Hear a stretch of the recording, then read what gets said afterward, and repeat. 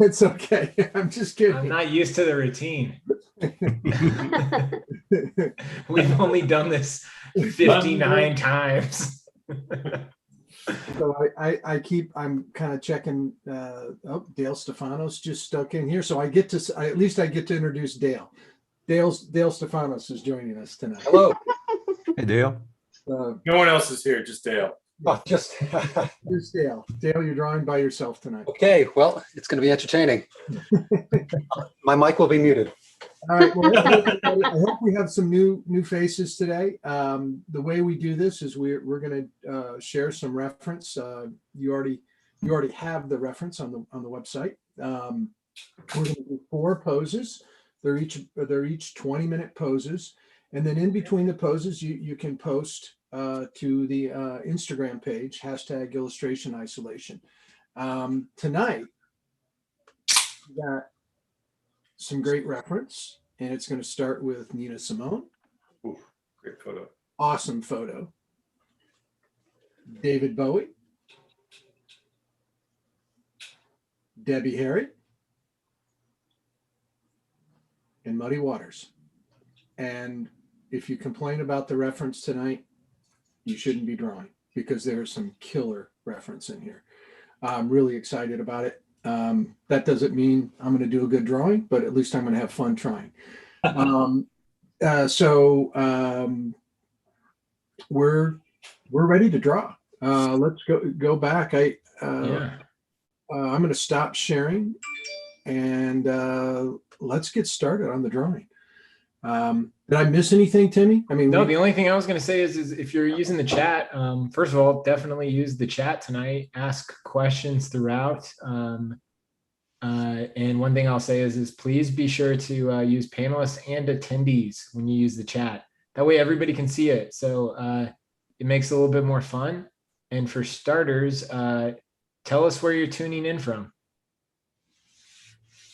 Also, let us know if this is your first time drawing with us.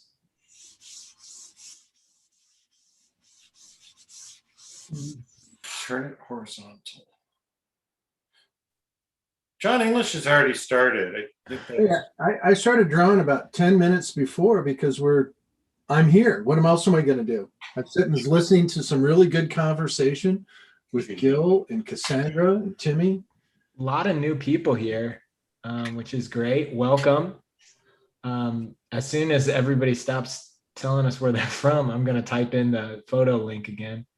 But you just grab the photos from the website, and what I recommend is definitely post throughout the night. Don't post at the end of the night, because at the end of the night, John, barring all technical dad problems that could happen, is going to go to Instagram. We're going to check everything out, because it makes it really cool to be able to see everybody's work. So definitely don't wait till the end, because usually you're not fast enough and you get left out. And you don't want to be left out. Yeah. And I see Mr. Gustafson's here. All right, Adam. Oh, Cool. Someone's in Waldo. Someone's only probably a couple miles away from me. Doug Bell, maybe? Nope, someone else. This is great. Awesome. Well, everybody welcome. Please draw with us. It's going to take me a second. All of my, I've been teaching online for 1.5 years, and today's the day that, as I was setting up for this, everything broke at the same time. Oh, This no. is Adam. I'm sorry. Adam, great to have you. Adam, you have the perfect qualifications for this group. Yes. Yeah. exactly. I will. Right amount of technical expertise. I'll catch up momentarily, but this is yeah. Well, right now, thank you for joining us. I'm really glad you're here, and I'm looking forward to speaking with you after you get things together. Technical problems, Adam, is it's our hazing ritual for new I was just new going to people on say the it's the panel. hazing way. It's right up there with lawnmowers. So take your time. All right. And snow blowers.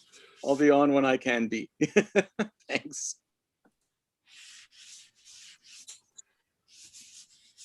So the only I am gonna say one more thing. I'm gonna add a note for everybody who's new tonight, because I know there's a lot of new people. Is you don't know how much control you have over the conversation. So ask questions. Please ask questions. You know, and use the chat. You put the chat to work. If Dale and John start talking about their John Deere lawnmowers, and you get bored with it, it's your fault. Well, I'm going to correct you right there. I do not own a John Deere lawnmower. You're a Husqvarna guy. I do. Oh, I definitely Sorry. do. Sorry. Okay. Anyway, so now is the time you should all ask a question. I have to say, like, when This I is- moved into a townhouse and got rid of my lawnmower, that was a really happy moment. Okay, since tonight's a music night, we got actually a good question from Orion. To all the panelists, if you listen to music when you work, what genre is your favorite for fueling art? Ooh. Movie score for me. Movie scores, like what? Oh, like, well, you know, let's see. Well, I was hooked on the Queen's Gambit soundtrack for a long time, or score. I have a friend, she was trying to get me on like 80s movies synth music. So she made Oh, a wow. list that I was looking at that's fun. Like, you know, it's just all, I love movie score. It depends on the project or what I'm doing, you know. Sometimes it's funk. Sometimes it's just, you know, ambient music. It really just depends. I'm all traditional bebop. Can't get it out of my soul. I don't listen to music with lyrics because I don't really want it to influence me. I could do lyrics a little bit later, but it's something about jazz and particularly bebop because it starts off with something that's, you know, a standard, right? So it's recognizable. Yeah. Right. And then when the solos come, the artists take flight and the amazing discoveries and mood swings and tempo swings really contribute to the marks and the pace that I'm drawing. So maybe I'm dancing. Sounds like Gil Ashby. He didn't get properly, he kind of snuck in. You snuck in and then you just like, I'm like, I know that voice. That's Gil Ashby. But it's that the music is. Well, It's if you ever read Carlos Castaneda, he talked about the allies that medicine men use to connect with their deities, their gods, and I would say music does that for me. Yeah. It's also safe. I didn't say this, and I didn't really properly introduce Adam, who he came in because he was kind of dealing with something, but he's a really fantastic illustrator, does book work, but he's also a really accomplished musician. So great night to have him join us. I've actually listened to a bunch of his videos and stuff that he's made and posted. Really good. What kind of music? That was going to be my, thank you, Cassandra. You're going to be my proxy tonight. So Awesome. The things that I've heard him do are like country blues stuff, and things I like to listen to. Things with words and lyrics and ballads. I'm into this. Music with words and lyrics and What a waste, John. That tell a story. What a waste, John.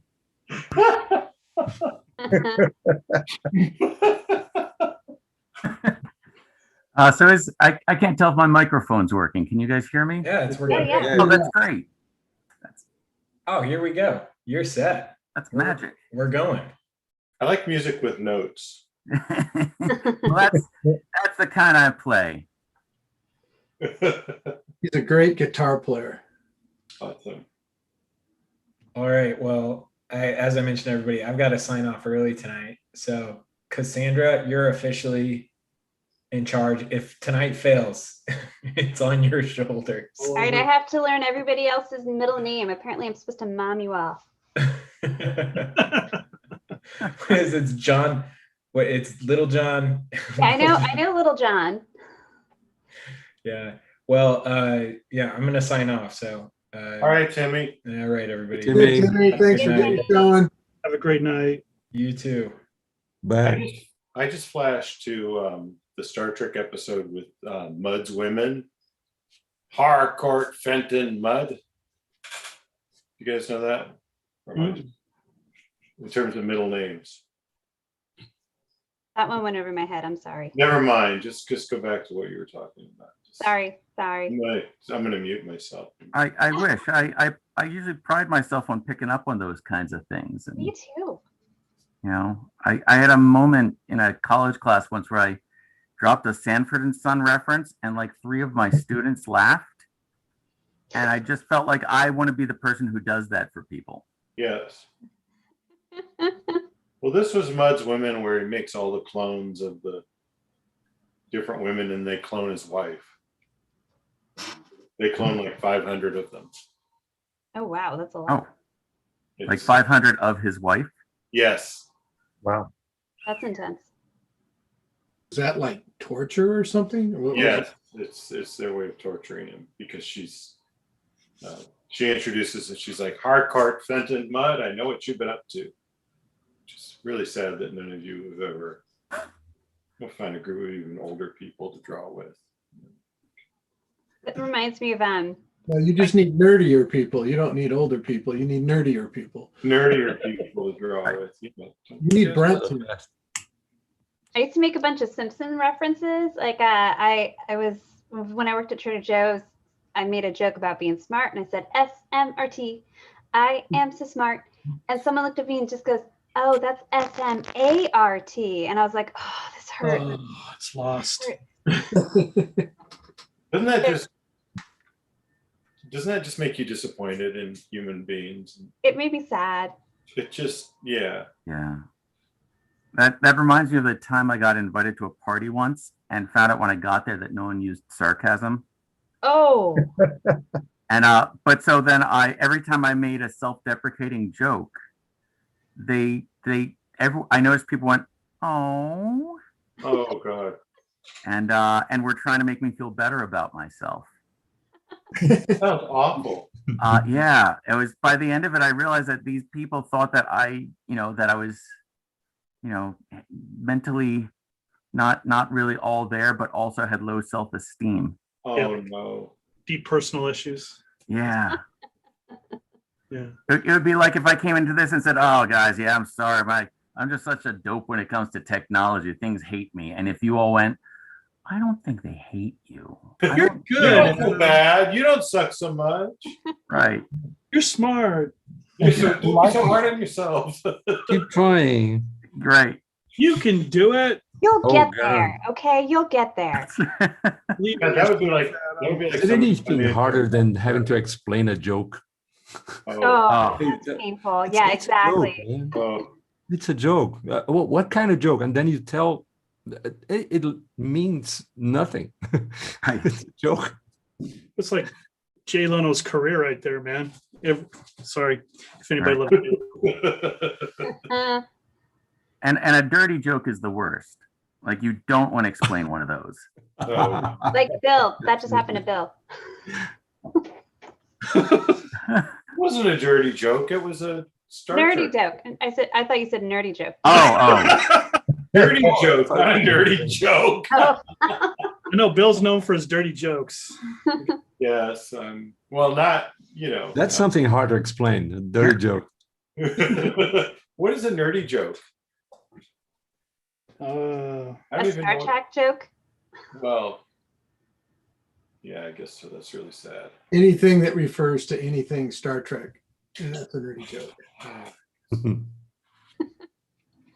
Yeah, some things to do, I think. My husband is super dry sarcasm, and my brother never understood it. And so he would make these jokes, and somebody would like he made a dirty joke, and so my husband's like, I don't understand what's going on. And my brother was like, really? And he was like, yeah. We're like, what do you mean by that? And my brother was so uncomfortable because he's like, I don't want to explain it.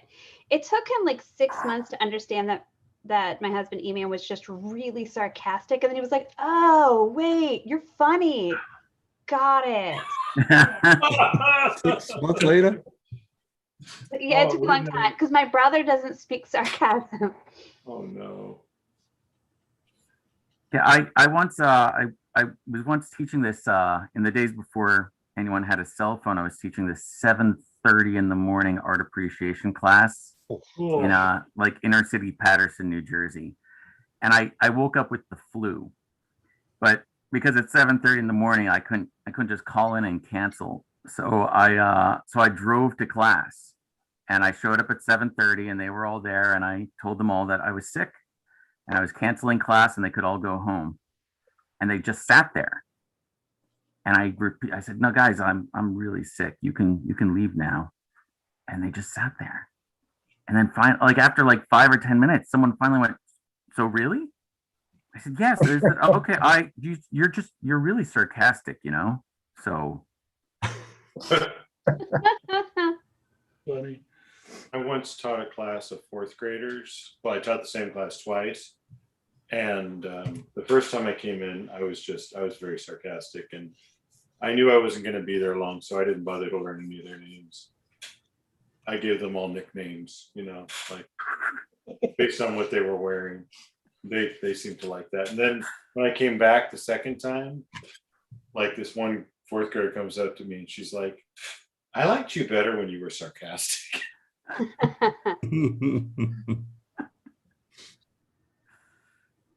So would you call them things like, hey, you, overalls? Yeah, it was like jailbird and soccer boy and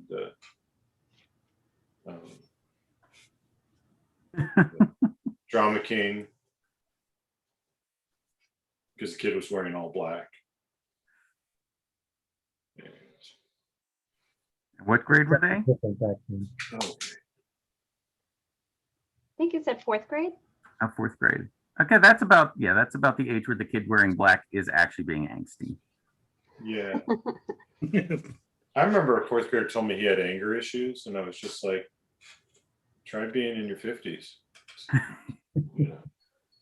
I learned that I'd invited a kid to a party once who had anger issues only after he was at the party for my children.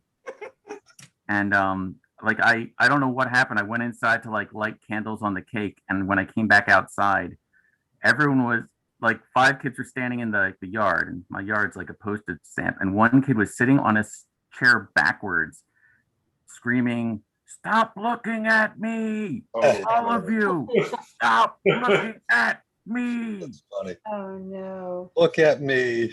Right? oh Lord. Funny. How old were your kids? That was like a second grade party. Oh, I was going to say like 32. Yeah. No, that's definitely what it's like when they have friends over now. But except that's me. That's what I'm that kid now. How old are your kids? Oh, they are 9. Actually, the oldest is gonna be 20 in less than a month, Oh wow. and the youngest one is 17. So 20 and 17, essentially. Yeah. Cool. Wow. And somehow they still seem to like us, and I feel like they missed a memo somewhere. Oh, I hope that my kids will still like me. I was really close with all my family, so I hope the same. Not going to happen, Cassandra. Dang it. We just went away for the weekend, and it poured. They I think they had like 3 inches of rain where we were, and there was a gale warning, and the ferries were shut down. We were there for 4 days, And we not only survived it, but we actually had fun. So that was Aw. That's a good thing. Wow. such a relief. This is with your kids, right? Yes, yeah. I was going to be sarcastic there, but yes. No, the kids were at home. That's why I know. I know. Yeah. Cassandra, I was really teasing because, they may stay away from you for a few years, but they'll come back. Oh, good. They always do. In most cases, anyway. Yeah. I can't picture anything. When past mine that point. Sorry, what'd you say? Oh no, I was gonna say, yeah, when mine do stay away, it's, we get concerned and then they just say something like, "What, I had to go to the bathroom," or, Yeah. like I had to study. Oh, okay. Yeah.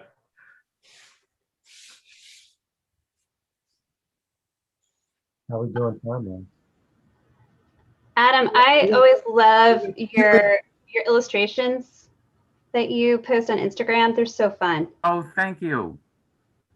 That's one of the, I think right now my artistic life it's almost morphed into what it was when I was like right out of school, which is essentially doing a whole bunch of things that people don't pay me for to try to change their minds about the things they do pay me for. Love that. Like I had I was one of those people who had I had a funny portfolio coming out of college, and the only jobs I got for, I want to say 15 years were all really, really earnest. Huh. Like they were the party without sarcasm. Oh my gosh. Well, yeah, your stuff is really funny. I love it. I love all the witty play on words, and then how you play with it visually. It's cool stuff. Oh, thanks. Thanks. I'm happy to be here with you guys because I've been feeling the same way. Great work. Like when all my technology failed today, I was like, wait a minute, maybe it's the universe telling me I'm not actually that cool. Yeah. Well, that's when you tell the universe it's not that cool. That's right. I signed up anyway. There Yeah. you go, Dale. Because, You can tell the universe the same thing. The universe is not that cool anyways. Yeah. Not with a pandemic. We're over the universe. Yeah. We're better than you, universe. And I figured the first rule of not being cool is showing up to the party anyway. Mm-hmm. I mean, that's what the not cool kids actually do. Oh, I've totally showed up to a Halloween party fully dressed up and no one else dressed up. Did you guys ever have that situation? Speaking of that. Yes, I've showed up at parties dressed up when it's not Halloween. Yeah, my mom believed that firmly that semi-formal school dances meant a suit, which in public school in New Jersey in the 80s, they meant don't wear jeans. And so I showed up in hand-me-down suits from my cousins from the late 70s. Yeah. To dances where I knew everyone was going to be wearing polo shirts and Dockers, and that is what they were wearing. And I was wearing a powder blue 3-piece suit. Oh, that's awesome. Yeah, that just makes you cool. You just rock that. Right? I mean, if it was a TV show, I would have been the hero that day, but it Totally. was. Fortunately, it was real life. Yeah. It makes you cool, but not right away. No, right. Right. It's taken me this long to retell the story.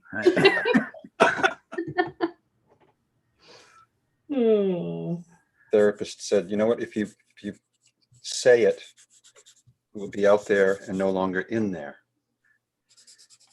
Weird. I think it can be in both places at the same time, can't it? Totally lost. I was just like, what? On a different note, somebody asked, just curious, did any of you see the art news of the Italian artist who sold a quote unquote invisible sculpture for 15,000 euros? I did not hear about this. Did you guys? I heard about it. I saw it in my newsfeed, but I didn't read it. I don't know. I heard about that only because an artist said they were going to sell an invisible painting. He sold the concept. I don't know how they're going to deliver it. Does it take a truck to deliver an invisible sculpture? Is Really this banana big taped to truck. the wall kind of thing What if where they let it drop on the floor and then you can't find it anymore because it's invisible? does a manual come with it? Yeah, it's just this guy says that it has a size, has 150 centimeters by 150. This nothing has a size, and it costs 15,000 euros. Is this the same artist that put the banana on the wall? Well, that's what I was saying. I think they're competitors. Yeah, that's how I'm thinking that's a cottage in. That's The banana thing, An like, had a invisible big cottage manual that industry. came with it. Yeah. There were actually 3 bananas. Oh yeah. Yeah, he sold the first one. He sold the second one, and somebody stole the third one. Which, I What a mean, loss. Yeah, it would have been so much better if they stole it but got caught when they slipped on it. Oh, I was trying to figure out a slipping thing. Nice. Well, someone says O'Doul rolls. All right, we're done with the first pose. thank God. Oh, come on, man. Let's warm up, man. Oh yeah, head start. Man. Hey, show up on time. You can go off for a couple minutes before. I didn't start before I got in here. I just started before you got in here. Oh. All right, Nina. I'm going to use that the next race I show up at. That's right. I don't think it'll work for you, Dale. None of that's working. All right. My Nina looks angry anyway. David Bowie next. Yeah. Mm. Yes. All right, I'm new to the club, so I'm going to actually play by the rules. Okay. Uh-oh. That's a sign of weakness. So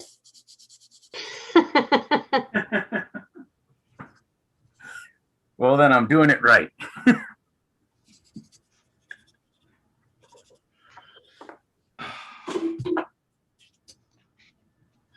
That's nice.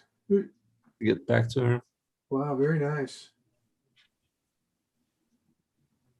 Maybe we should, okay, this time, I'm going to start with Gil. Since his last name starts with A, he goes first. Gil, what are you drawing with? I'm using pastel, jumping around, trying to figure out how to represent the skin tone. And because I listen to Nina Simone and I love her music. So I'm also playing around with caricature because I used to like doing that. So I'm kind of in an interesting space. Very good. Feel my way around. All right. Don, what are you doing? So I've been doing some monotype painting. I'm trying these new inks I've got in this blending medium.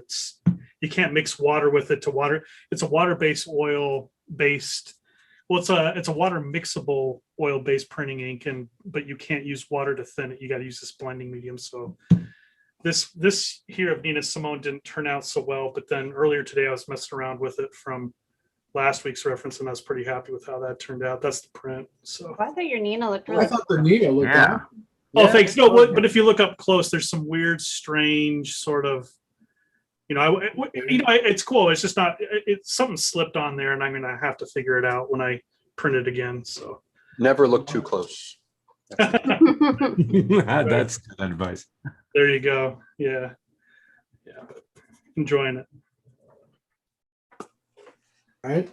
We'll go Cassandra. I am doing acrylic on cardboard that I sealed with some GAC 100. Acrylic on corrugated board even. Yeah, Wow. Very good. That's very nice. thanks. Very nice. And then Montavo, what are you using tonight? I'm using pastels over a tone of paper. Where'd you learn that? There are some guys that, you know, a long time ago. It kind of stuck with you, didn't it? Oh yeah, I love it. I love it. And Yeah. thing is, I didn't like pastels when I went to the academy first time and the second time. It took me more than a year to get used to it, like getting the hold of it and taking, you know, having pleasure doing the stuff. We've And now I had this just- conversation before. I've spent the first couple of years learning to draw like this with pastels. I would bite my tongue the whole time. I couldn't stand the feel of the dry. Oh, yeah. Mm. Like, I've gotten used to it over time, but it really disturbed me. It's like I can't, my wife makes fun of me all Friction the time. thing. I can't eat anything crunchy. Like styrofoam. Well, like toast or anything like burnt toast. Now, if Really? it's a moist crunchy, like No like, kidding. like an apple or something crisp, I can eat that. But What about like chips or something? it's not my favorite. Wow. Now we know. fascinating. Huh. Now we know how to mess Interesting. with John. Now, there's a lot of ways to mess with John. Don't worry.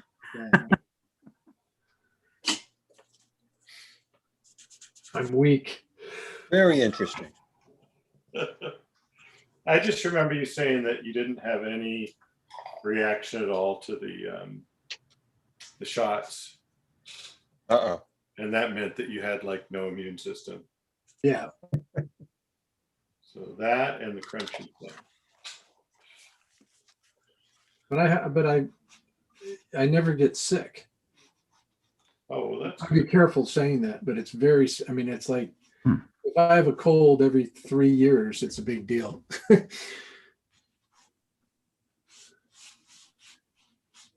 We're doing the Bowie with the like the feathered hair, right? Right. I'm pretty sure I'm doing young Tom Waits. I'm just using Bowie reference to do it. Sounds good. I want to get back to her later. Finally finding my way in, and I have to get off of it. I'll come back. I'll join Montalvo. Come back to Nina, Yeah, I want to get back to Nina's. because this is starting to make sense. Pastel's been my primary medium, but it was more about drawing and not mass. The older I get, the more I lean toward massing. And it's interesting. It's an interesting evolution. Lean toward what, Gil? Massing, thinking about mass. Yep. I mean, I always thought about structure, but I wasn't a painter per se.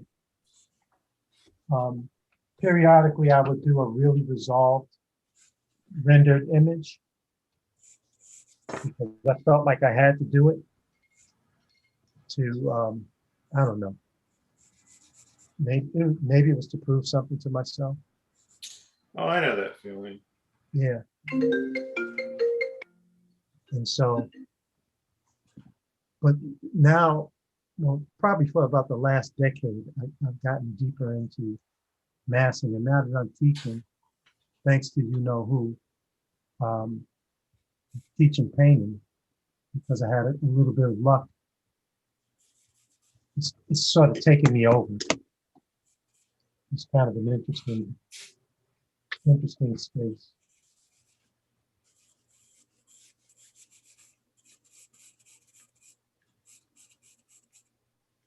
Bill, I almost called you back from after this morning when I was posting the Bowie, and I was thinking, Bill's drawn Bowie more than anybody I know. I was thinking I'd ask you which reference to use. Oh, I appreciate that. Yeah, Yeah, I know you've drawn him a bunch of times. I have, and I think they all feel like David Bowie, but I don't think they all look like David Bowie. If that makes Actually, one of my strongest portfolio pieces that I still love was a Bowie. yeah. Nice. I've never drawn him before. Yeah, I like him. I don't I think like I've found him taking- before either. and drawing him different ages than he is in the photos. We could have a David Bowie night, like Labyrinth Bowie, Ziggy Stardust Bowie, Young Bowie. Oh, there's so many Bowies. Hmm. Bowie. Bowie. Dale, Yeah. were you a and Bowie one that- fan? What's What's that? that? Were you a Bowie fan? Yeah, I loved Bowie. My part of what got me into this whole thing was I had a neighbor across the street who I've mentioned him before. He grew up to be a big deal title sequence designer. His name's Kyle Cooper. Oh yeah.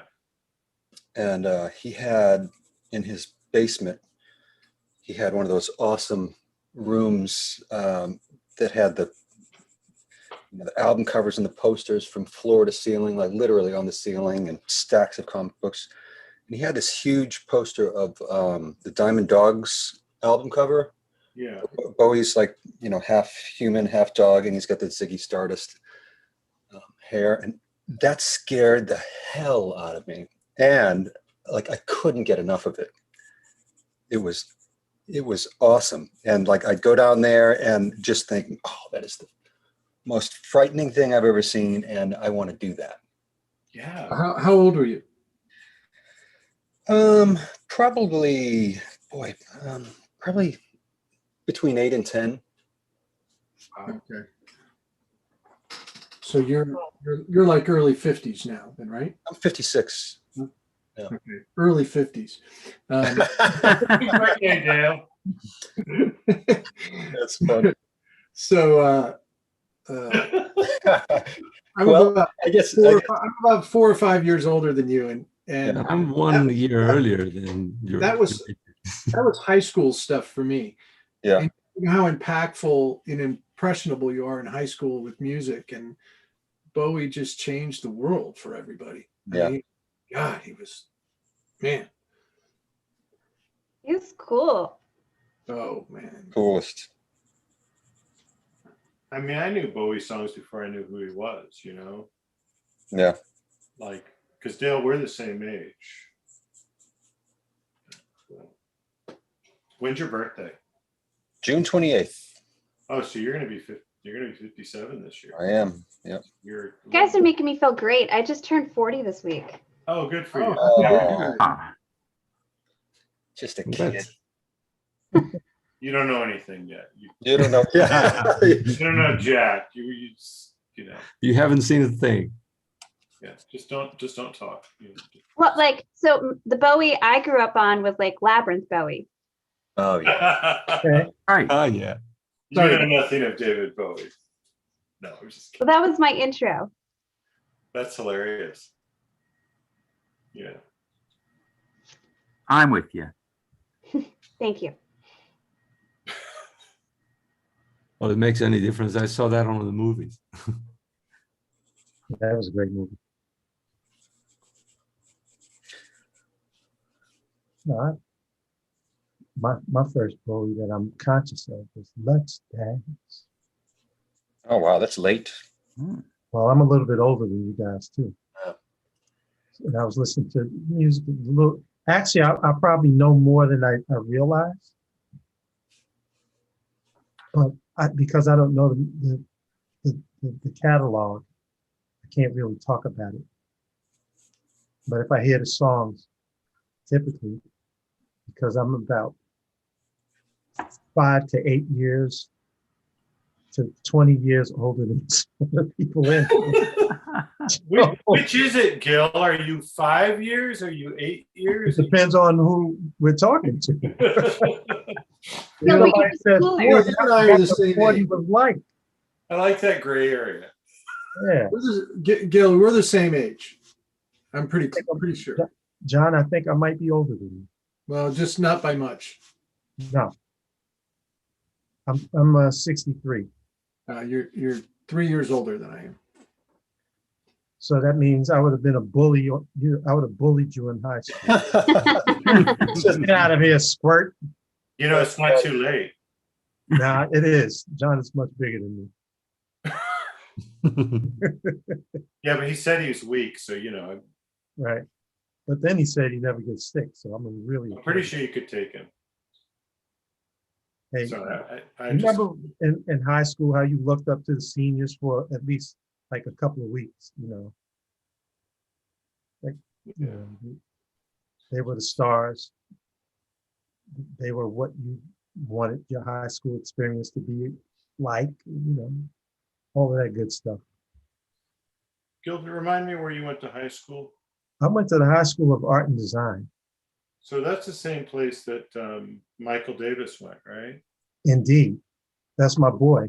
So you guys the same age, or? Yeah. Mike is one of my best friends from Yeah. high school.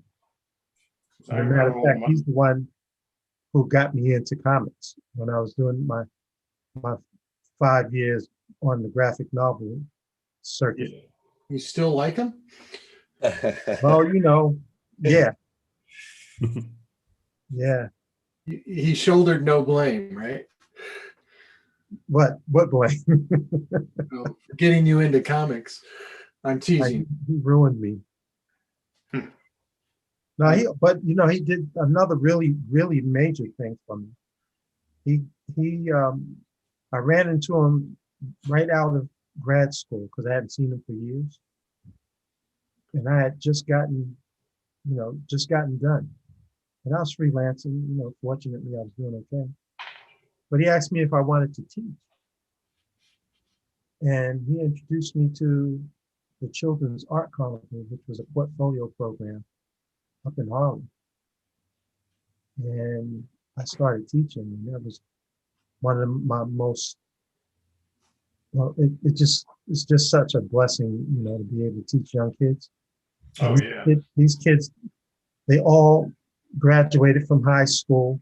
It's a hell of a list. They all are working artists because they were serious.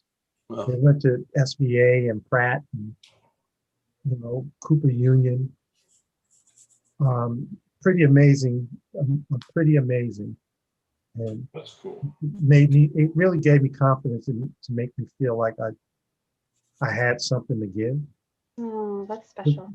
This school was up in Harlem, you know, and it was in my own neighborhood. So it was pretty cool. So I owe Mike forever for that. And to be so old, and those guys reach out, you know, on Facebook now, and it's pretty rewarding. Nice. Yeah, rewarding. Great how just small gestures like that can really, you know, radiate out through the rest of your life. It's, Mm. It really is amazing. you know, and you in the moment, you're probably not thinking, oh, this is going to change my life. But you look back and it's like, wow, that was a big deal. Well, I knew it was important, to be honest, just because of, you know, how I grew up. Yeah. And I knew how important mentors were. How important it was when you have a passion for something and you do it, and then you discover people. You know, when did you consider art as the potential livelihood, you know, being in your life? I think I always knew. So you were a lifelong drawer. Yeah. Well, you know what happened when I was in elementary school, my third grade teacher said, "You're an artist." So I was the guy that was doing the drawings for the Rexograph newspaper, programs for graduation, you know. Like my first portrait was of Mary McLeod Bethune, and it looked like her, somewhat. You could tell it was her. Was it who? I'm sorry. Mary McLeod Bethune. She was a major activist for education. from the movement, from the civil rights movement. And my first editorial piece was a drawing of the cosmonauts. Hmm. So, but I just believed it. When, somebody said this is what you were, that you really respected. She was like my Miss Crabtree, from the Little Rascals, Miss Albury. Oh, yeah. Everybody loved her, Karen Peugeot. And I just believed her. And it saved me because I couldn't do anything else. So in a way, that's kind of like what you do for those kids. Exactly. Well, did you bully those kids too, or just? I have a very gentle soul. I just help them along the path of coolness. Somebody had a You can't technique. be a bully when you weigh like 30 pounds. Oh, that's what a lot of them are, though. Totally No, missed but that. yeah. But I mean, between SVA and CCS, Children's Art Carnival, so many students, that are like successful. It's pretty amazing. There is a tremendous amount of appeal. If nobody's experienced it, I think almost everybody in this room has taught. I think everybody has. And seeing your students succeed, oh my gosh, that may be the most gratifying thing in my life outside of my family. It feels like your own success. Right. Definitely. John, that success that you had is certainly the reason that I'm here. Me too. Yeah. Yeah. All due respect and all props, my friend. Wow. Fred, I don't know if you invited us here just to say nice things about you, John, but you're going to get it. That might. Don't do that. You're going to get it anyway. You know what I did is I bought a bunch of plane tickets for people to show up so they could learn from really smart, really good, smart artists. You said you'd never tell that. Yeah. I figured out real quickly how to surround myself with people that were superb. And Since you were born. I was fortunate. But really some of the, seeing people's success stories, man, that's you can't beat that. Can't.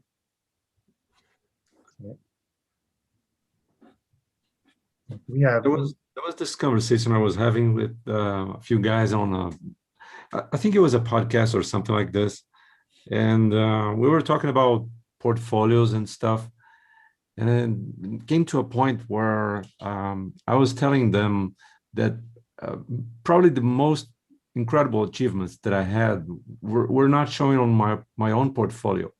It was on the portfolio of the guys that learned with me along the way.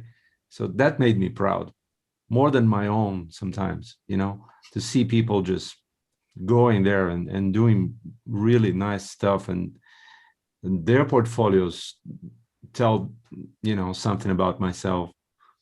It's a great feeling. Certainly is. And you know what we were talking about, John. Understand.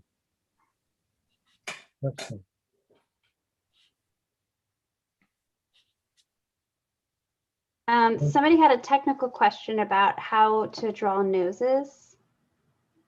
They said, what would be the best way to draw noses? I'm doing the same subject as you guys and it feels like it's the wrong placement. Well, that's the first thing. Put it in the right place. Yeah. And I honestly mean that. It's like I look at the shape of the whole head first. And I can't begin to draw an eye or a nose if I haven't determined my proportions by my overall shape. And so all my drawings start very much like where I am right now, kind of really out of focus and just shape driven. And then once I can figure out, I can start coming in on some of the detail. That's the first part of it. But then really look at how the nose is the most dimensional feature on the face. Right. And so you have to articulate that, and it's much more bulbous than eye or even in lips and everything. So you have to, think about its structure and think about, the biggest thing is just putting it in the right place. I really mean that. Yeah. And then practice drawing noses all the time. Yep. Break it into planes. Sounds sometimes like counterintuitive, leaving the details for the last parts of the drawing. It takes a while to get into that kind of mind frame, because all you want to do when you start drawing is go into details, and then you have to relearn that this is not the right sequence for building a drawing. You have to, like John said, it's just you start out of focus, and then you shape it up and bring it to some level of sharpness and focus. Usually what I'm trying to accomplish, like in a 20-minute pose, again, I'm not like super fast by any means. So I'm just trying to make sure everything's right. And I have a hard time if I try to go really fast, then sometimes I miss things, and I miss the overall shape of something or the proportions, and truly getting that right. They can always come back to it afterwards and do the detail. Right. But detail is not, the render is not what makes a good drawing. No. Definitely. Look for the shadows on those, What's that, Phil? Look for the shadow shapes. They'll tell you what things look like. Yeah, I was going to say one of the things with noses is because they're so dimensional, there are certain like kind of landmark shadows you can look for. Did we freeze? Yeah. Huh? Did I freeze? Who froze? No, you're good. John froze. Yeah, you're frozen, John.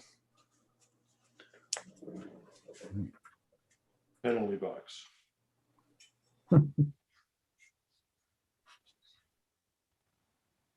Sorry, Adam. I say keep going. Oh, all right. I was going to say that. Yeah, there's like I think Bill, you were the one saying shadow shapes, right? Yeah. Yeah, that's and because the nose is so dimensional, you sort of almost always have something under it that kind of sculpts how that bulbous tip of it works. Yeah. But so it's sort of like putting the nose in the right place and then putting what shadows form the nose in the right place to sort of like anchor it. Right. And you can also you can take a nose and you can move the shadows around, and then that will change where your light source is. Mm-hmm.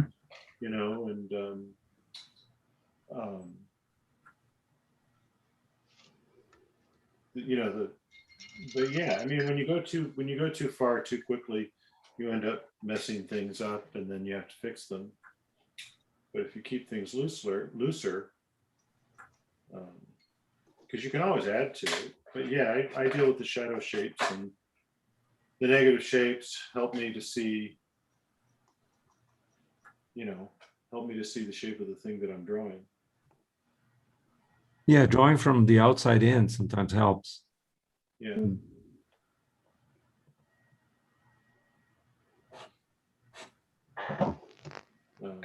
I don't. Can you hear me? Okay. Yep. Yeah. Because I unplugged my computer accidentally, and I changed microphones. Now you're kind of quiet though. I can talk a little louder. I'm sorry. But I'd rather be plugged in. I'm afraid I'm going to get cut out if I plug. I don't have enough ports to have everything on at one time.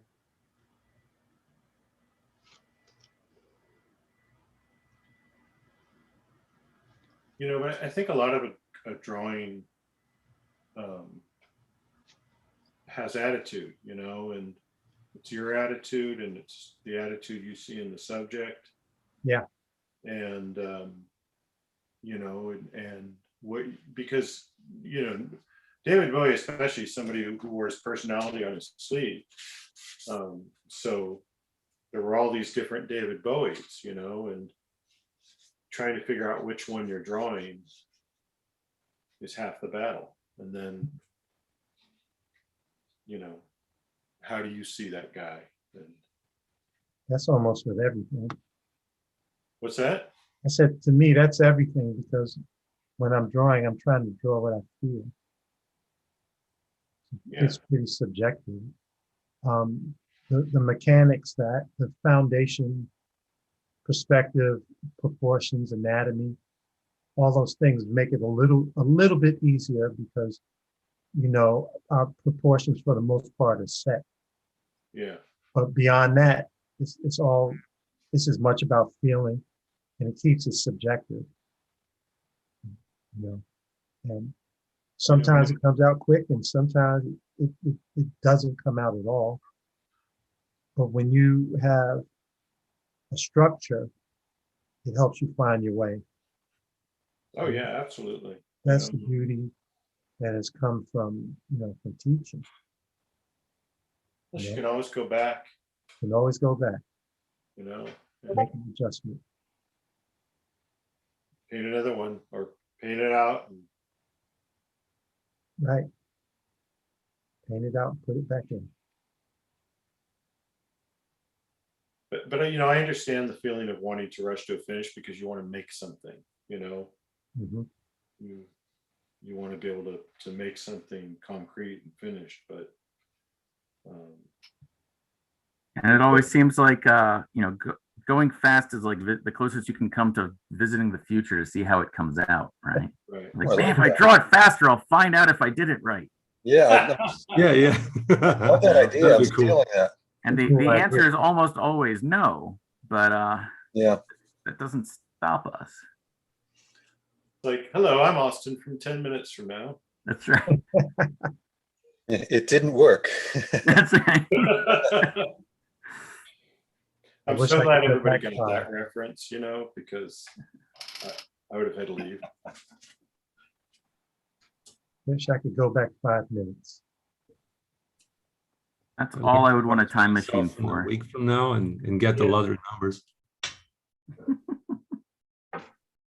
That's the beauty by starting very out of focus, is that you can go back so easily. You can, you know, you get everything, you get all your shapes right, and you don't think about detail to the end. And then that way everything's in the right place. Rendering's the easiest part of it. Yeah. It's you know, it's like, it doesn't take much to be a good renderer. Now, to do it gracefully is another thing, but copying and rendering is not that hard.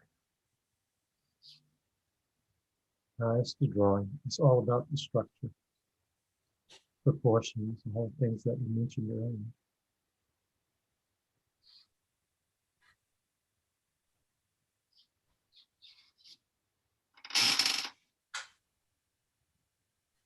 No, it's fun. He's just so much fun to draw. Okay, so I just have to ask, how big is everybody's drawing? Bill, you're probably working big. You usually do. Yeah, my head's probably about, I don't know, 12 to 14 inches. Your head or the drawing?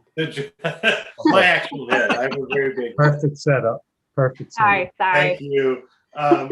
Very Yeah, good. I think the head on David Bowie is about 12 inches tall, and my own head is a little bit less than that, probably like 11. So Most people, most heads are 11 or I think 12. this one is 8.5 by 11, regular Xerox copy paper. Yeah, mine's about the same. Yep. Well, the plate is what, 6 by 8, the plate I'm working on. I think this is Oh, like Pablo, look at that. maybe 12 to 14 inches high. Wow, everybody, these look fantastic.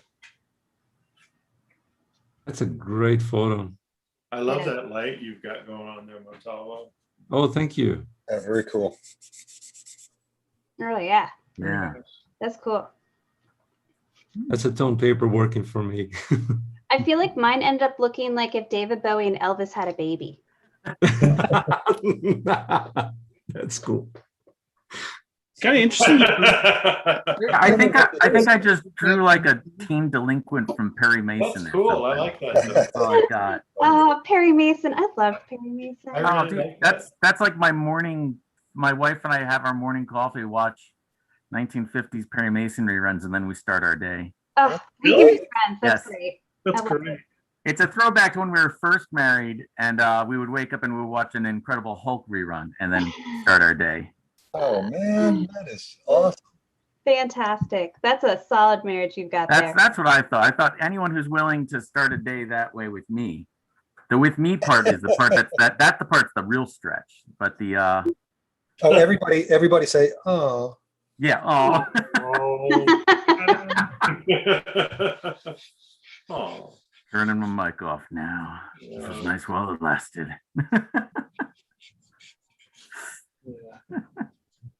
What are we doing? What time are we at? I feel like we've blown past 20 minutes. We are done with this pose. Okay.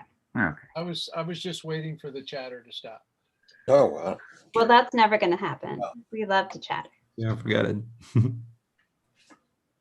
think it's because I've been printing out all my reference, and I print it really large, and it seems like the bigger the reference, the bigger my drawings get.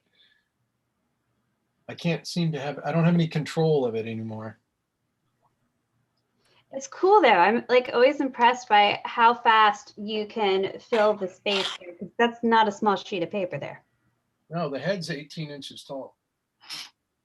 Dang. And but I got a lot of ground to cover still.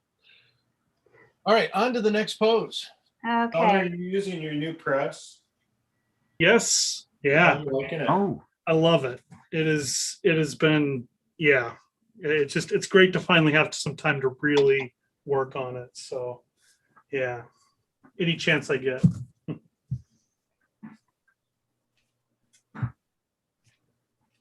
I saw the overlays you were mixing on the dolly. I liked those. Oh, cool. Thanks. Yeah, I'm having some fun with it. I've been taking a lot of the wood cuts that I've been doing during this past year and just remixing and recomposing and doing a bunch of different things with them. It's been fun. Just trying to explore a little bit and try to come as close to drawing as I can with a different medium, Mm-hmm. So it's been fun.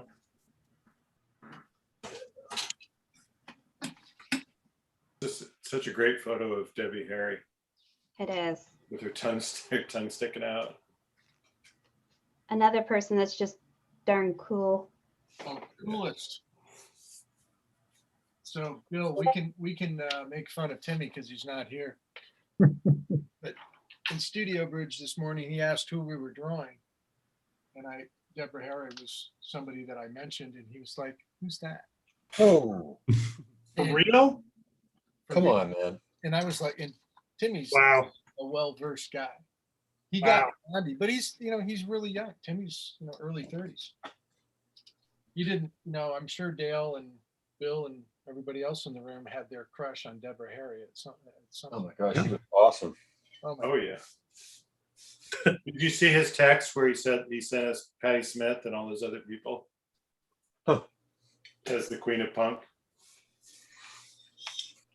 my mind, she is the queen. He was trying to dispute our assertion. Wait a minute. You don't think Patti Smith is the Queen of Punk? Well, I think there's a couple of queens of punk. Yeah, I don't think that there's one queen of punk, but I mean, I think she definitely owns that Yes. title, but man, yeah. But you can't dispute Debbie Harry.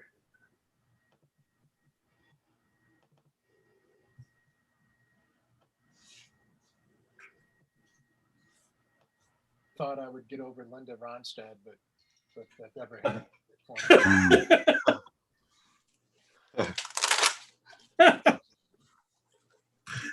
Now I'm really aging myself, right? I think Debbie Harry and Linda Ronstadt were my kids' two favorite Muppet Show episodes that I ever showed them, though. We were actually just watching the Debbie Harry one like 2 nights ago. For real? Yeah. Oh yeah, she has a lot of, surrounded by monsters. Yeah.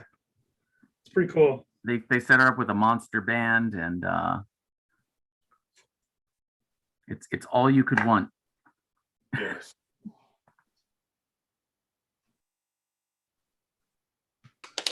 But when I was young, I knew that she could just break me. I was too intimidated to have a crush. Yeah. Yeah, don't even dare. Yeah.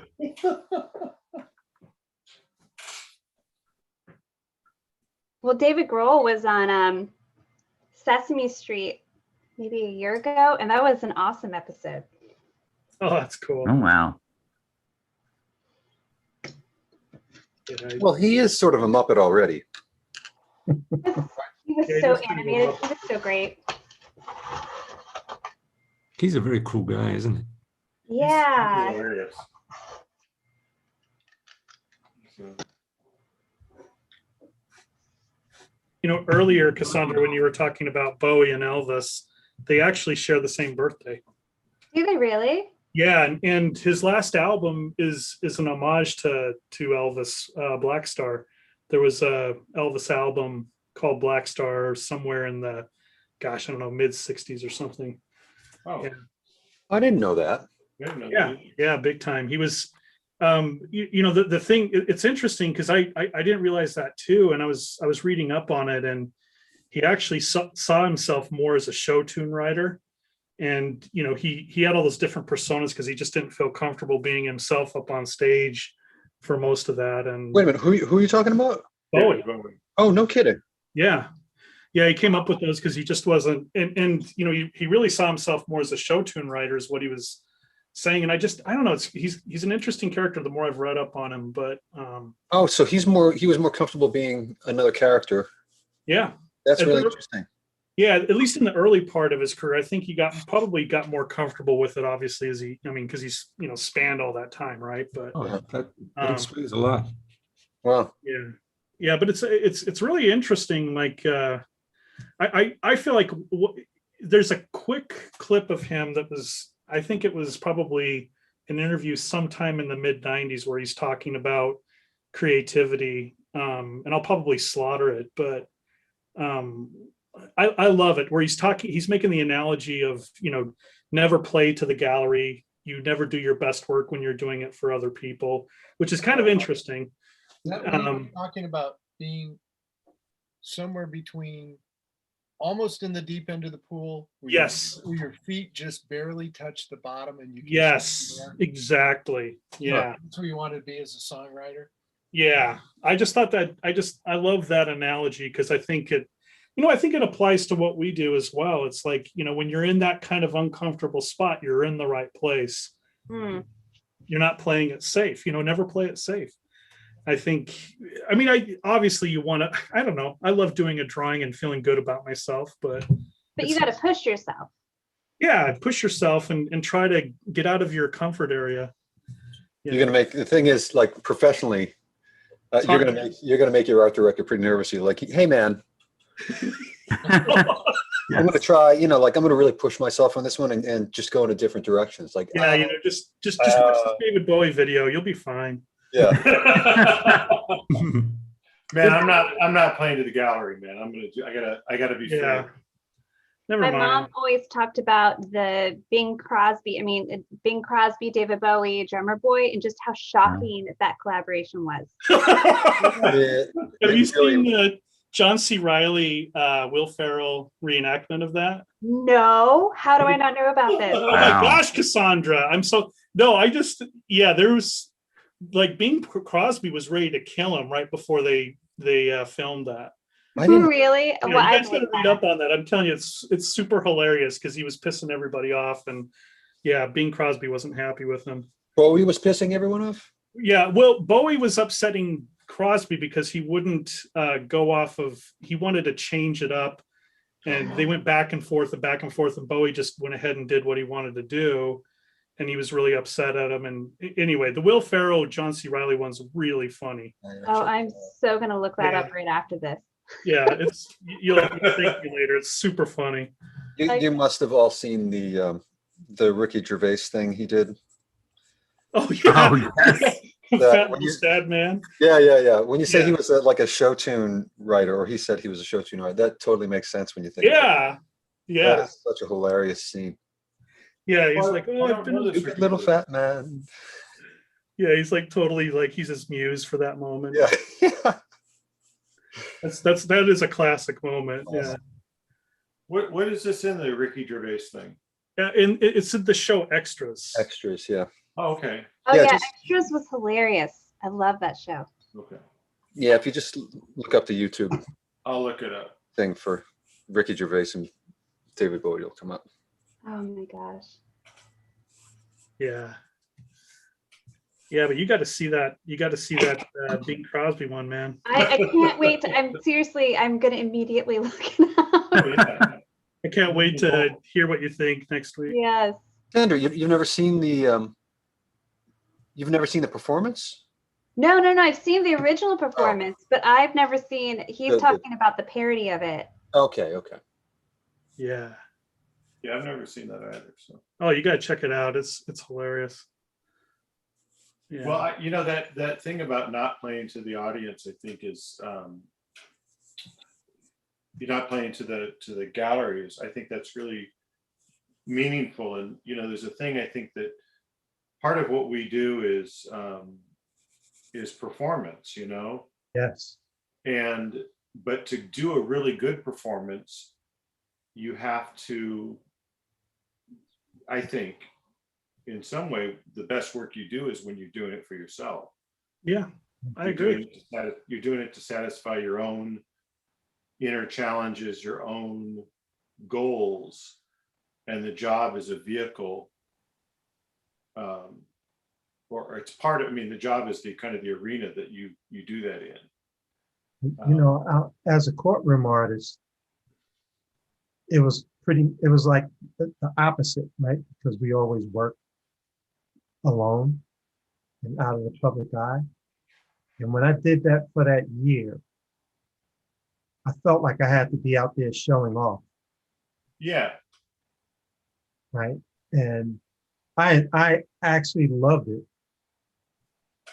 I loved it because it's just, it's like when people who don't do this see it as being like really interesting, being magical, Nope, I don't think too many people who watch people that really draw and paint well are not fascinated by it. yeah. To the point they will always say, man, I could never draw. I could never do that. And then you let them off the hook and say, well, I can't do what you do. So being in the public eye like that, then having your work flashed on the news is pretty awesome. Was it Well, I think that, was it hard? Like No, how hard was that? it was easy because it was just like an opportunity to say to the world, yeah, I could draw, especially if you had confidence in your work. right. It's funny, Gil. I did a fair amount of that for a while, and I was really always frustrated because it was the back of heads. Okay. Did you didn't- have that experience? No, I always, because I was working for the networks, I worked for NBC, well, we all work for the network, but we always got front row seats. And then one of the tricks was you had opera glasses, right? Yeah, what? Opera glasses, Oh. Yeah. right? Yeah. So I didn't get the back of the head. I was always facing. So the biggest thing was like getting your timing down, Yeah. Yeah. right? Because you had to capture the rhythm of whoever was, whoever you were focusing on. And so once I started to understand, like they're confined, they're in a box, and they can only move so far, right? Right. Then it became a game of timing, and waiting for that gesture to come back around, and then Right. They do the same things over and Yeah. over. Yeah. So once you kind of discovered that, then you looked at like some Christine Cornell and copied some of those moves, because those women that were doing courtroom art were the real queens of the genre. And you come out okay. And then once in a while, somebody flattered you and wanted to buy that piece. I was always curious about how it all worked. Would the network say, hey, like, we know this is who's going to be in court today, like, we want you to for sure get this witness? Or Yeah, they tell you who you have to get. Hmm. And sometimes, like, if there's an arraignment, it's a nightmare, because that's when you get the back of the head. Yeah. And you don't have any time. Right, but because they just marched the person in, and the judge reads, and there's a plea, and Yep. there's a charge, and then it's done. I once had a guy who it was a federal court. It was a RICO thing in Providence, Rhode Island, and it was the Latin Kings. Uh-huh. So there were probably half a dozen of these kids that they were in court with just one lawyer, really. And one of these kids got up and started relieving himself on the defense table. what? Yep. And so like I'm sitting there drawing, and the cameraman's next to me, or the segment producer's next to me, leans over. He's like, "You have to get that." And I was like, "Okay." So they got him out of there. The judge bangs the gavel. They get him out of there. And as soon as they cleared the courtroom, of any civilians, basically, the whole place just burst out laughing. And they did have me do it. I kind of created it after the fact, and I basically just showed the kid from behind, Right. sort of like gesturing with his hands, going around the front of him. I mean, that's this, and then they just described what happened. But that was crazy. What network were you working with? NBC. Okay. Yeah. Yeah, I was with NBC. I started off with ABC. How long did both of you do it for? Well, for me, it was only a year, because I had just started. I was just starting to adjunct at the School of Visual Arts. And it also happened to be the year that they decided to let cameras in to the court. So that really put the kibosh on that career for me. Oh, so you weren't doing federal court? No, I actually only did one federal case. Oh, see, that's all I did. It was for Financial News Network. Okay. When Giuliani was trying to prevent the PLO, or Palestinian nationals, I guess, from bringing arms or money. I can't remember the whole story. Yeah. The big, I had big cases, like, but no, it was like the big sensational stuff that's going on. Billy Boggs, the homeless woman who refused to go in. She refused to go in off the streets, and she actually won the case and had the rights, won her rights to stay homeless, which is crazy. Huh. Maybe I shouldn't say that, but Well, I had a couple of Jersey crime scenarios. Police officer being shot. So, but it was hot, to be a part of the news media. That was like big. Felt like being a New Yorker, right? Just felt like you were on the pulse of what was going on. It was a pretty cool feel. it's fun. Short-lived. I was worried about keeping my. I better switch subject. I've been cheating. I can't get off the boat. I have to get it right. That's looking good. Thank you.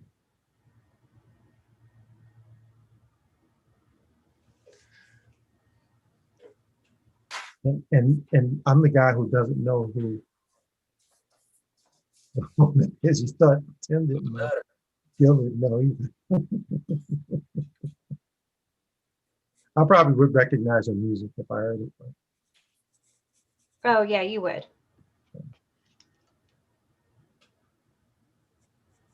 What year was she doing her thing?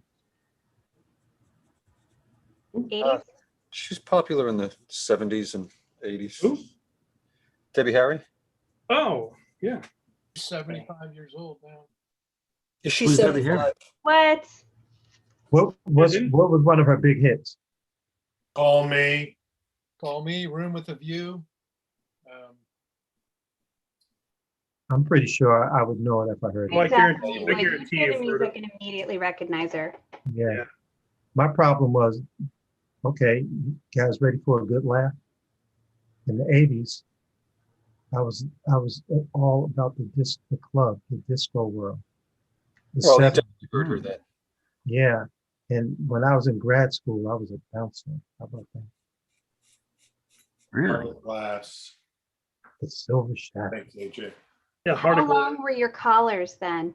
Oh, no. We were, the long collars were the 70s. That was before me. Okay. Big lapels were out by the mid 70s, late 70s. We graduated from looking like we were kids trying to play golf to suit coats and Italian loafers. Yeah, by the 80s, the only kids wearing giant collars were the ones whose moms made them wear them to the dance. Yeah, put your father's shirt on. That was the shirt he had on when we met. Man, everybody's work is looking so good. Oh, thanks. Phil, that's fantastic. Good reference. Yes, cool reference. Let's see. I'll come around to Carrie, but I'll do it after.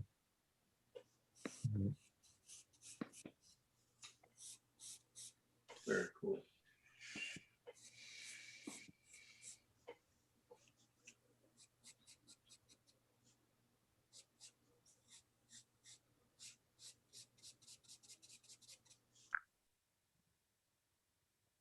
And I hope I don't get kicked off of the set for doing this. Well, I think it's probation time for you, Gil. We won't kick you off till after you do your guest speaker.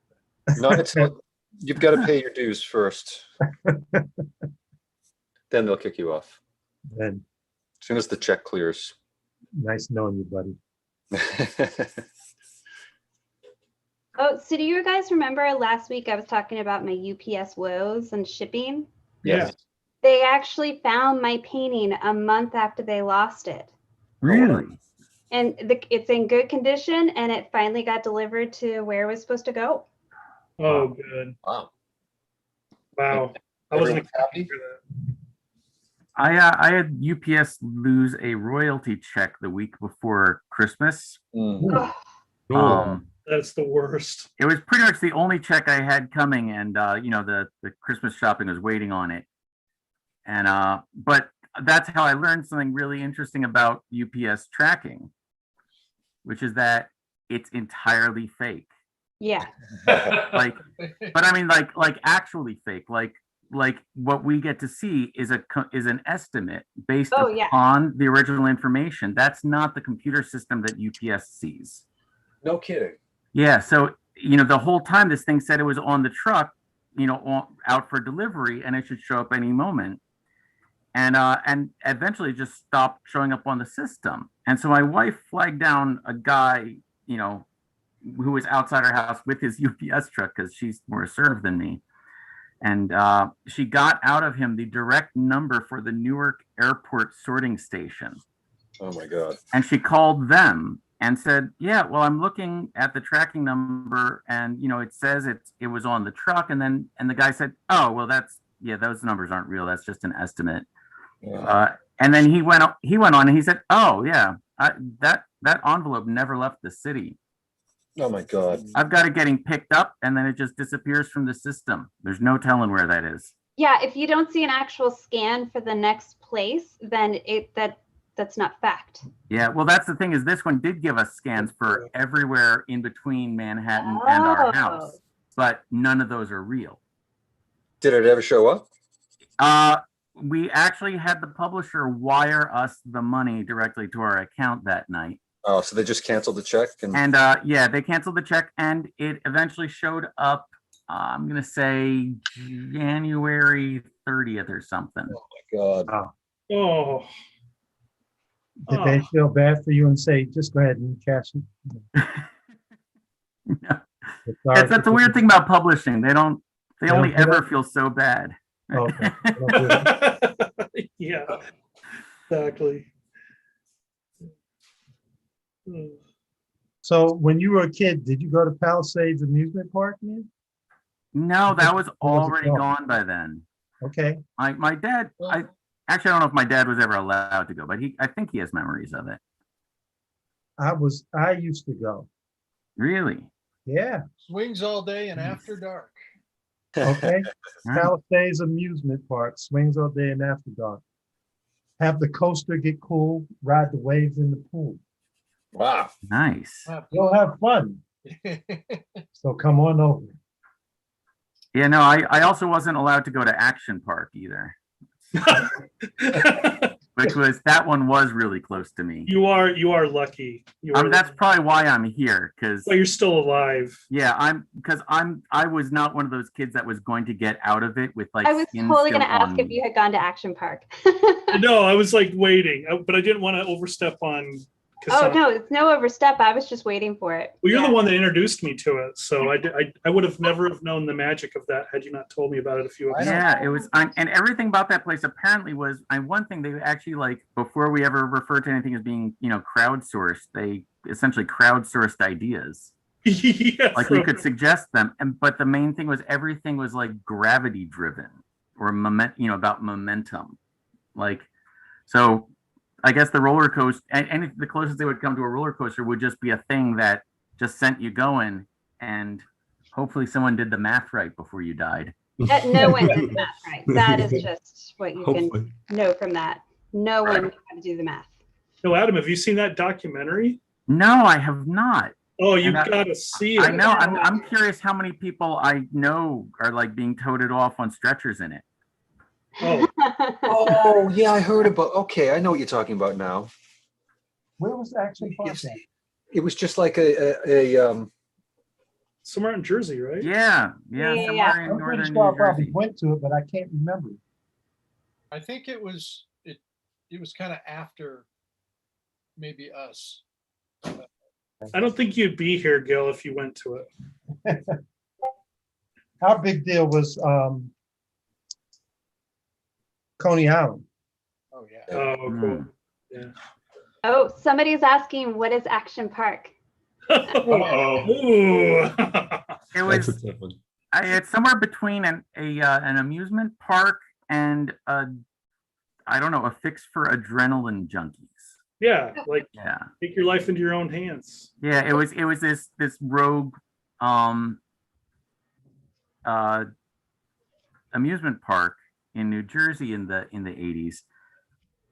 Oh, And it was super shady. yeah, I think I think one of the rules that I, slowly learned getting into adulthood kind of is like every time you find a regulation that seems kind of needless or superfluous in the world, it's because someone did that thing.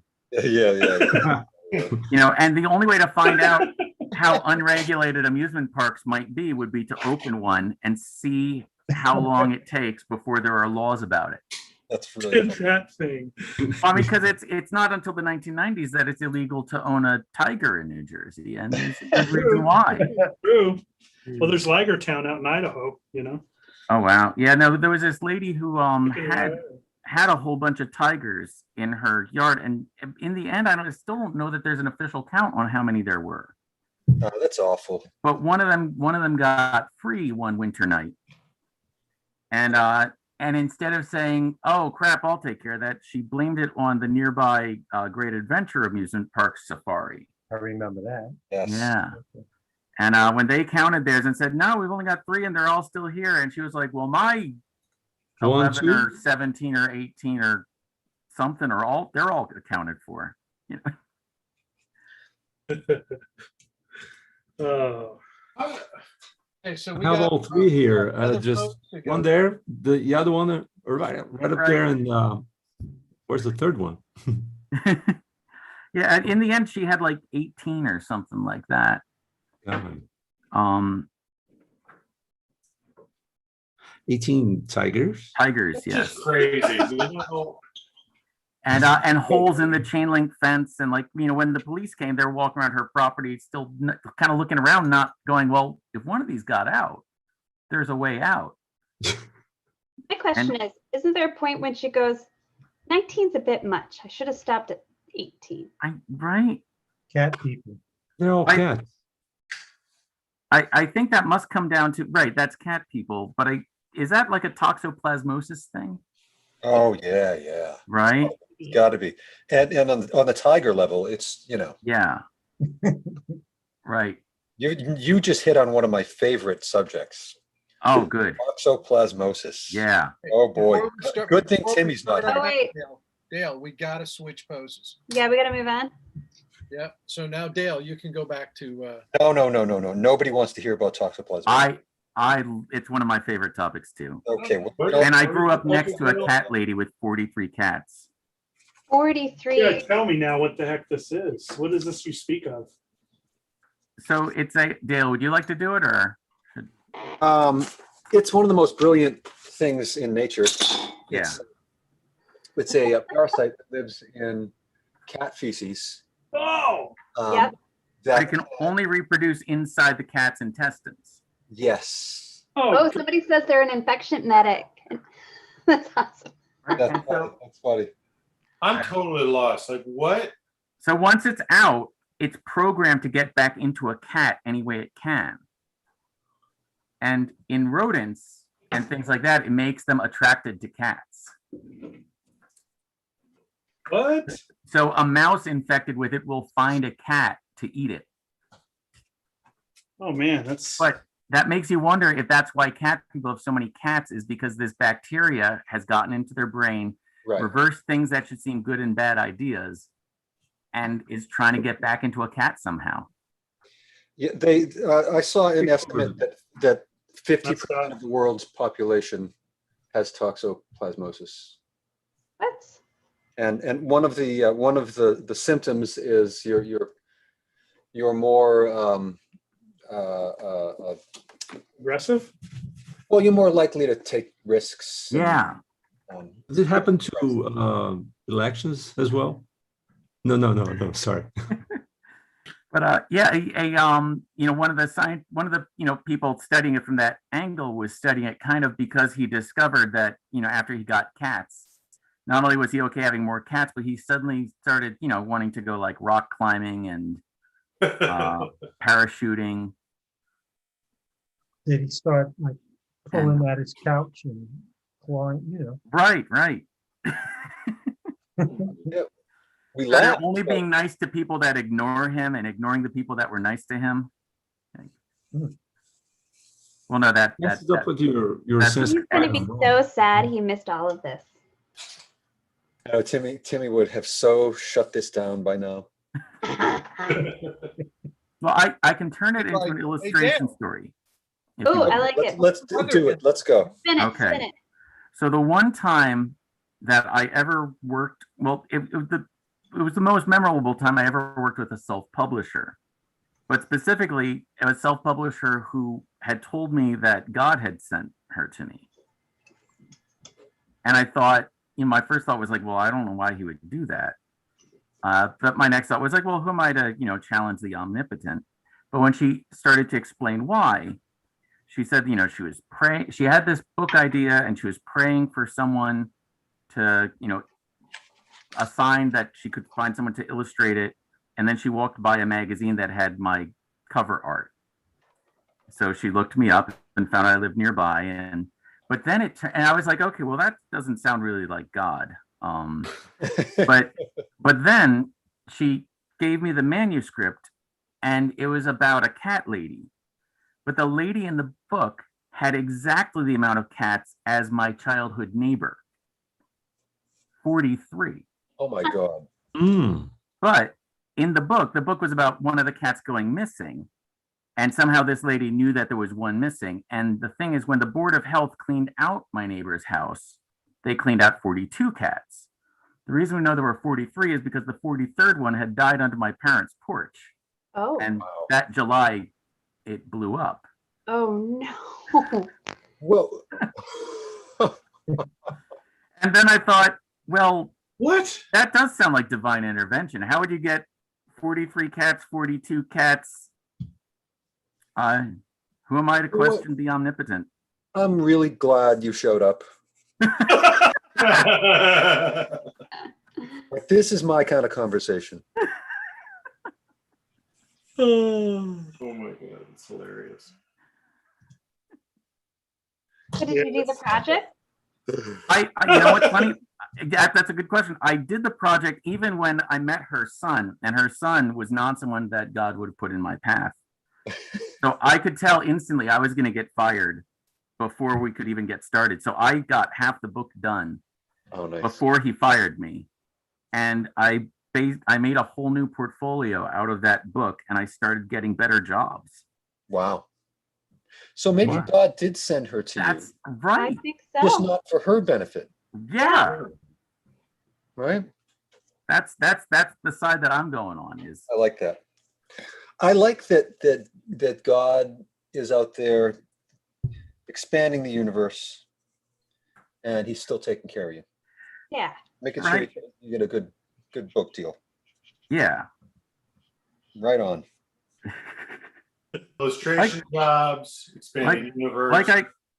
Like I said, this is not how I would think it would work. But That's what happened. but every now and then, I guess there's there must be middle management up there that handles the little stuff.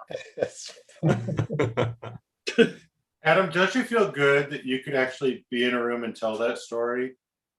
And Yes. Feel safe to tell that story I and don't know. not be judged.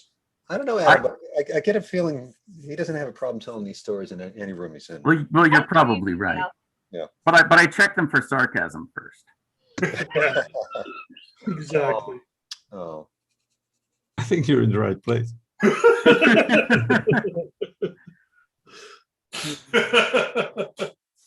With the right folks. Oh, that's funny when you mentioned that, the sarcasm thing. Feel so much at home. Yeah. Amy Schumer, apparently the comedian, I guess she got married, and she said one of the things she really found attractive about her husband and boyfriend was he had the driest sense of humor, like to the point where she really couldn't tell if he was just totally deadpan or if he was, joking or what. That's delicious. And I'm not making fun of anything. It's just the story. It turned out it wasn't a dry sense of humor. He's autistic, and it's just Wow. it was just his affect. Mhm. That's how it goes. But I think it's extremely funny that a comedian Right. mistook that for humor. Like Pretty. like Yeah. I don't know if you've ever been around comedians, but it's usually just an assault, when they're around each other. Oh yeah. Mhm. No, I haven't been with them. Yeah. Oh my God, it's brutal. Well, comedians are usually really bright people, I mean, except That's kind of a Oh my God, competition thing, or what? What's that, Montalvo? Is that a competition thing or what? I don't know. Maybe sometimes, but I don't think all the time. I don't think so. It might be just like what we're doing here. Like a bonding thing, maybe.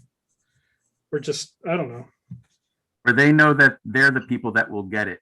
Yeah, Yeah. a safe place, I think, Yeah, it's probably one of those things you can say anything, right? Mhm. And it's just you're kind of working. Yeah.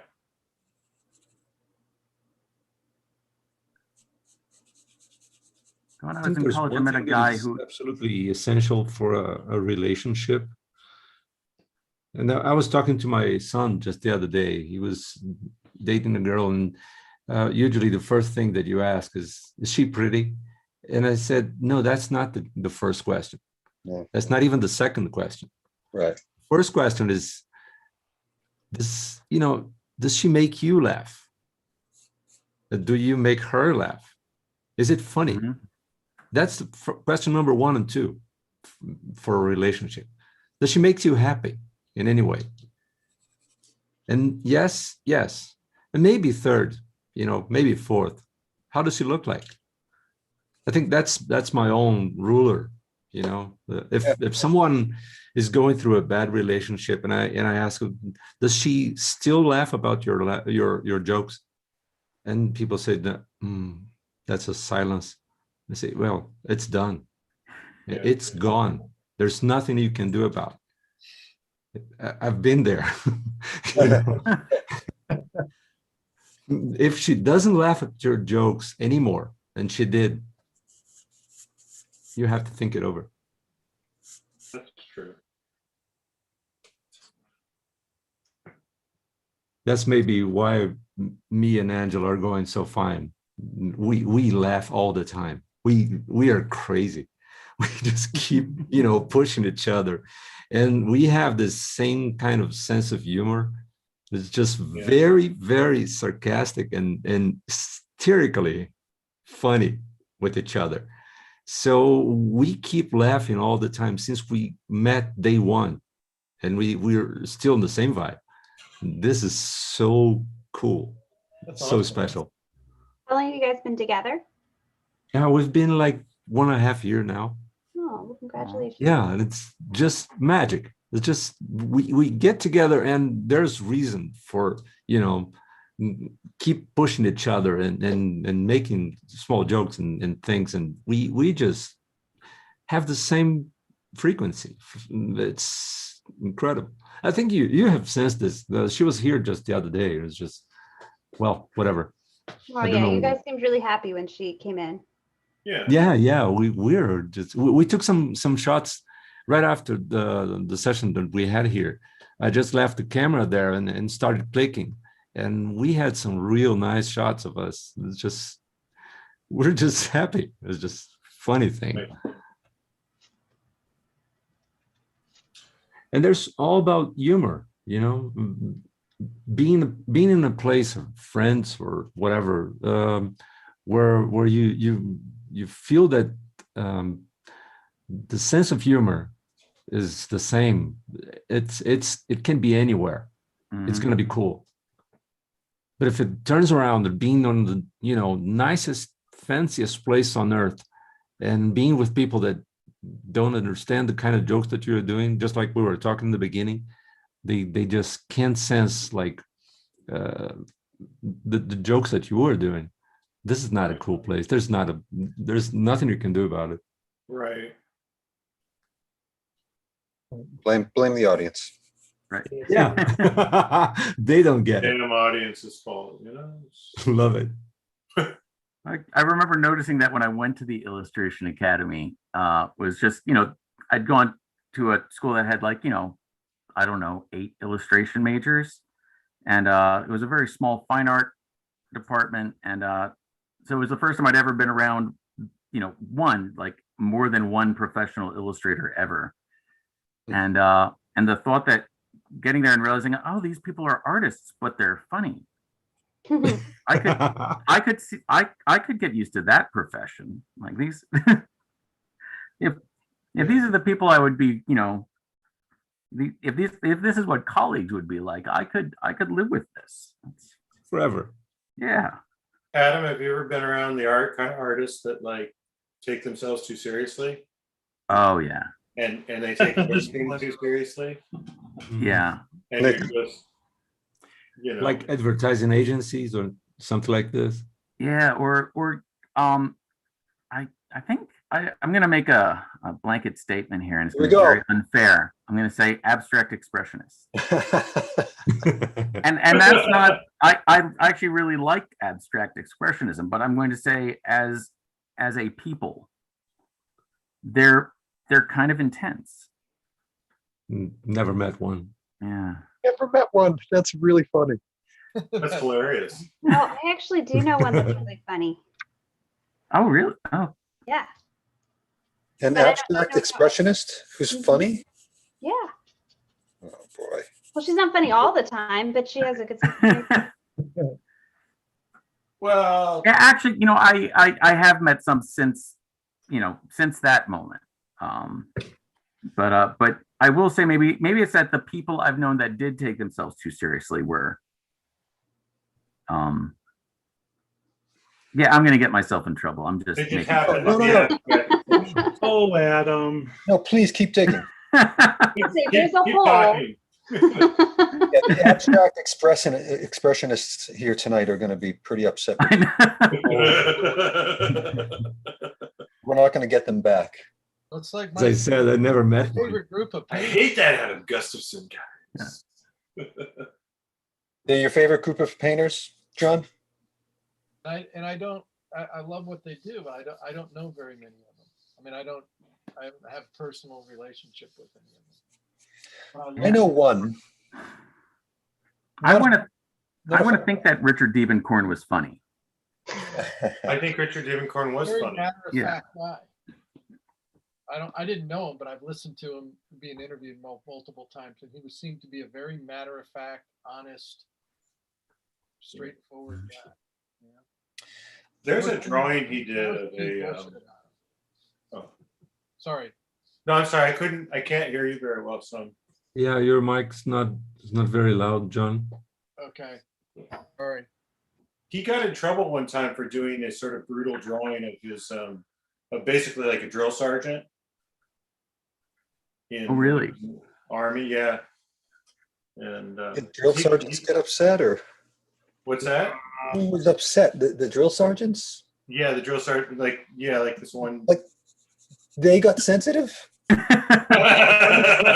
their feelings were hurt. Feelings were hurt. Yeah, it's kind of off-brand to them. I think so. Yeah. I think of Warren Oates in Stripes. Tell me the joke. I got a sense of humor. I got a fantastic sense of humor. Drill sergeants probably don't have a great sense of humor. Maybe. Oh, I think they have.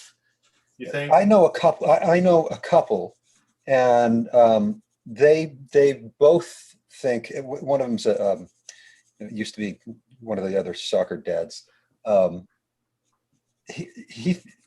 He said the funniest scene he's ever seen in his life in a movie is the opening scene of Full Metal Jacket.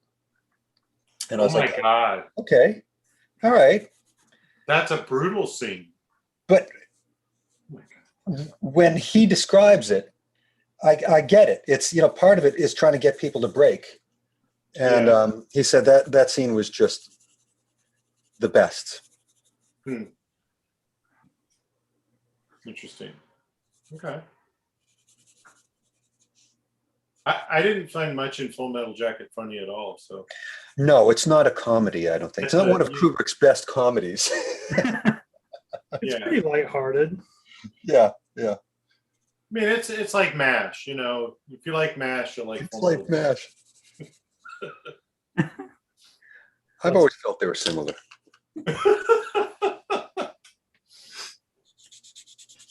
Oh man. Oh, we lost John's camera. Man, Don, that's looking really cool.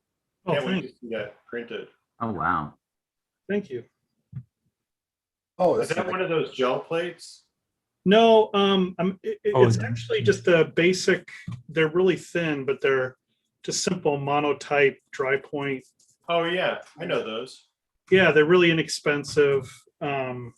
Just trying them out, and I'm really enjoying how they're reacting to what I'm doing. Yeah. Are you using the same brand inks? Yeah, I'm using that Akua inks. They're like, you know, they have the qualities of like oil base, but you can clean them up with soap and water, and they kind of thin them out. I'm just going dry with these right now. I'm not using the blending medium, but the blending medium acts like water to where you can do washes and things like that. I'm debating whether I want to do that here or not. Have you ever tried this stuff? It's called burnt plate oil.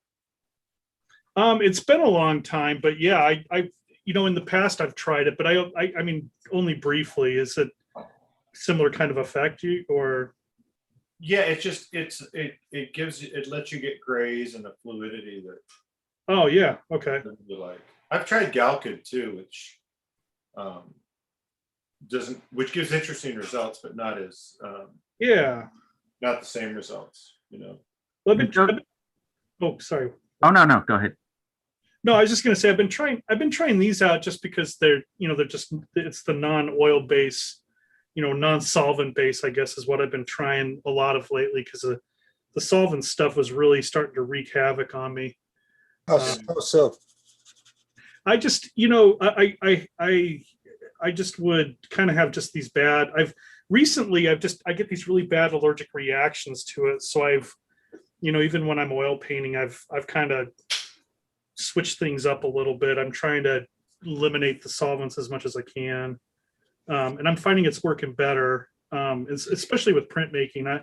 Just with how much time it takes for setup and everything, I would just end up, you know, having my airways closed and all that kind of stuff. Oh wow. Yeah. I noticed that I get like almost like a this is gonna sound crazy, but like a hot face. Yeah. Yeah, well, that's an allergic reaction. Yeah. Yeah, when I have the solvent open, but as long as I kind of keep it closed and only open it when I'm actually using it, I'm okay. Yeah. That's not good. There's this fancy stuff that smells really nice, like lavender, that I've been using. I can't remember the name of it. It's got some fancy studio name.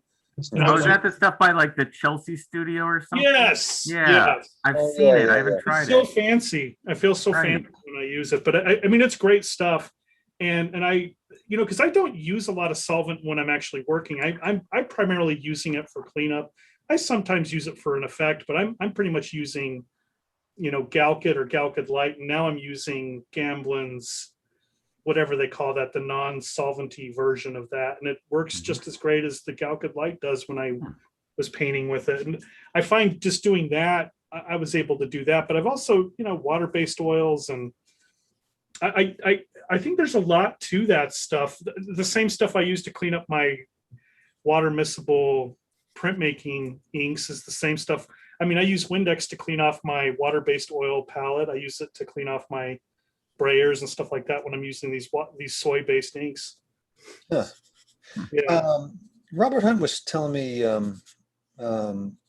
he uses Murphy's oil soap. Yeah. Yes. Yeah, that's really good. It's like a medium. Uh-huh. Well, I think he's using it more for cleanup but I could be wrong. Oh, I okay. think he's using it for cleanup. Oh, okay. Okay. Yeah, and I use there's also the mineral oil that you can get at any drugstore or grocery store. I use that, but then or safflower oil. I burn through that stuff like crazy. So I kind of just I kind of I'm using a bunch of different things, but I'm not I just the solvent stuff just I was doing okay for a bit, but man, it really sets me back. I like that Galgant, the Gamblin solvent free, but it took forever to dry when I used it. Really? Yeah. Dang. Like I work in pretty thin layers, and so normally I'm able to get things to dry in a couple days, and it took a full week before it was even dry. Oh man. You guys like liquid? Excuse me, everybody. I have to interrupt. I have to tell everybody the pose is over. And I want people to load their last images. And we're going to start looking at them in about 3 minutes. So you got 3 minutes to get your work on Instagram. Sorry to be a joy kill. Hashtag illustration isolation. Right. Timmy's got a tough job. Right? I mean, it's so back to toxoplasmosis. Yeah. I'm gonna totally look all that up when I get off here. You won't regret it unless you've got cats. No, He does have cats. I do, and I'm kind of freaking out now. It'll make you love them more, but you'll know that you're programmed to. Oh my gosh. Whoa. Adam, that's killer. Oh, thanks. Yeah. Looks great. Wow. I looked at the reference today and I was like going, oh no, these are all people I love. I'm gonna screw this up. Yeah. No pressure. And we had the Hendrix too. Well, yeah, I took him out, Montalvo. That's soon to come. He'll be back. Yeah, I had a bunch of Hendrix shots. Cool. And we decided we'll use Jimmy for another day. Hendrix, he used to be so nice in photographs. It's incredible. Oh yeah, he's super fit. He just looked incredible. Whatever he was doing, just walking on the street and just being cool. Built in cool. Yeah. You never know that guy was a paratrooper. I know, huh? That blows my mind. Right. Was? Yeah. So I think he was dishonorably discharged. Was he really? Yeah, he was. He didn't know that. He didn't get to finish out his tour. See? So he wasn't quite like the John Fogerty type who actually, was also a paratrooper, I think.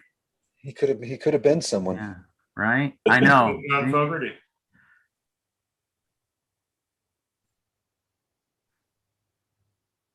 I saw the Jimi Hendrix papers on somewhere of like why he got kicked out, and it's not appropriate here. So it was very rock and roll. It was very rock and roll. Good. Good for him. It might have been more punk rock than rock and roll even. Yeah.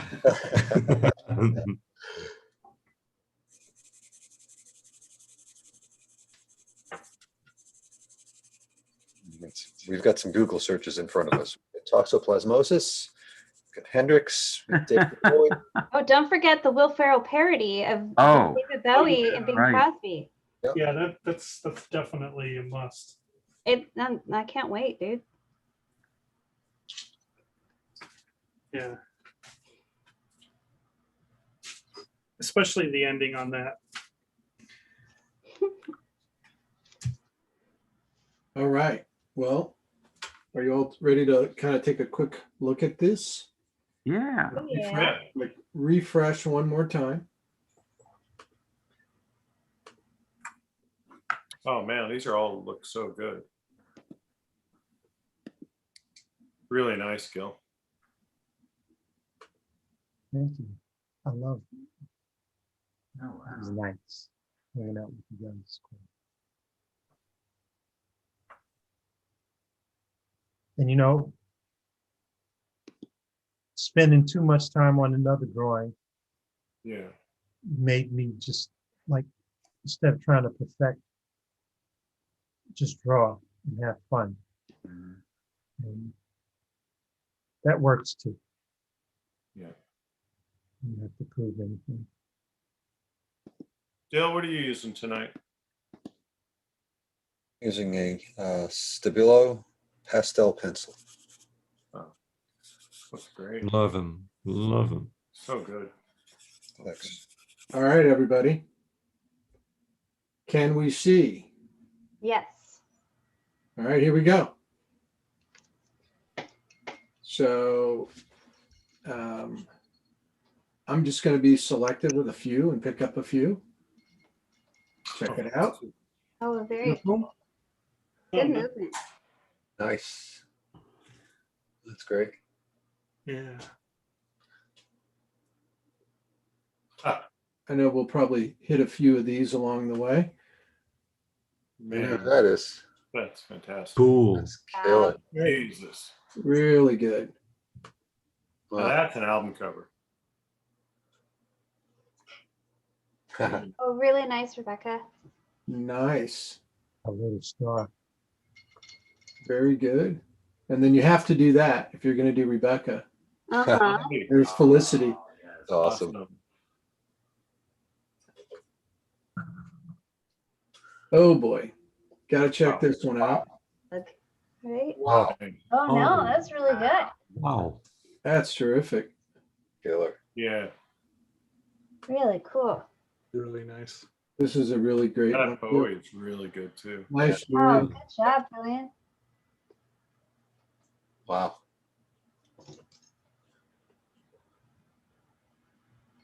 That Peter. No. I know, huh? Nice. Evan. Very nice. Good head tilt. I didn't get the head tilt right. Well, I can't help myself. I keep clicking it. Oh, it's Julian again. Good. I knew who that one was. Nice drawing, Bill. Nice. We approached that one with the same color and very similar. Oh, that's a cool one. Nice. Very nice. Oh, nice. Wow. Good job. That's Great. really cool. Oh, I love Cooler. that hands. All Great right. expression. Yeah.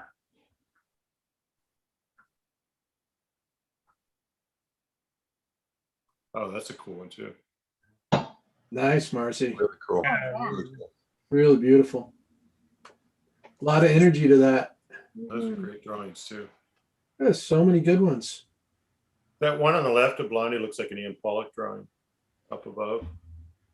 Mm. Here, Yeah. That's really cool. that's a nice drawing. I like that they added the Ziggy Stardust to his face. Yeah, yeah, that's cool.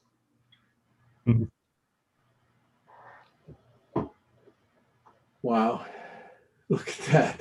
That's cool too. That's Wow. awesome. Add it. Huh? Oh, so many good ones. Yeah. Look at these. Probably the same. Huh? Yep. Oh, wow. Very nice. Nice. Ah, cool. Very cool. Good color. Oh, that's nice too. That's great. Oh, my God. That is awesome. Fantastic. That is awesome. God, that captures the whole.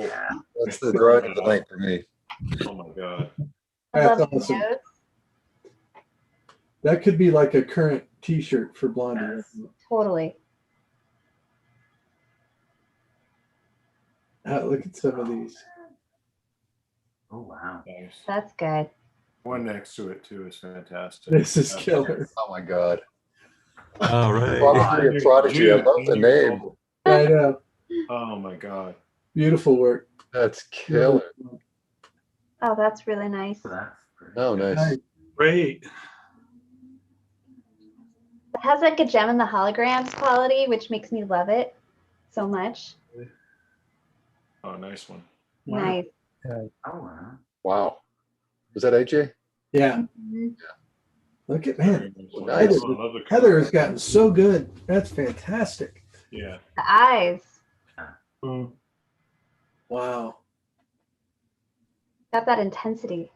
Your efforts have been worthwhile, Heather. Oh, that's fun. Look at that. Nice, Marcy. Wow. Nice, Marcy. That's awesome. Great.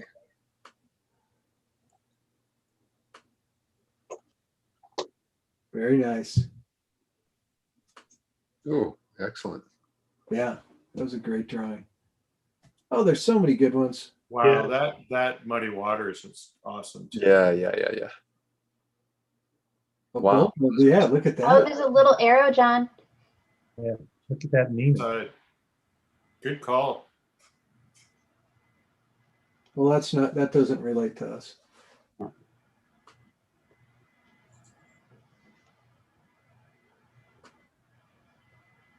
Nice, Jenna. Good. Wow. Well done. Love the use of the blue in that. Nice, Addie. Hmm.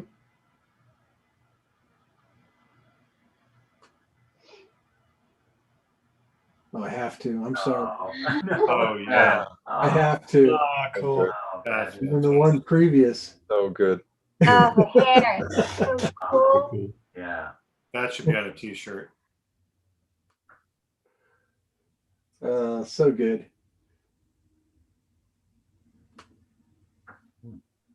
Oh, beautiful. Really nice. Wow. That. Yeah. Nice. I like the one next to it too. That color is fantastic. The whole row is excellent. Yeah. Look at this one. Yeah, that's really good too. Oh, look at that. Ooh. Wow. Nice, Marcy. Mm-hmm.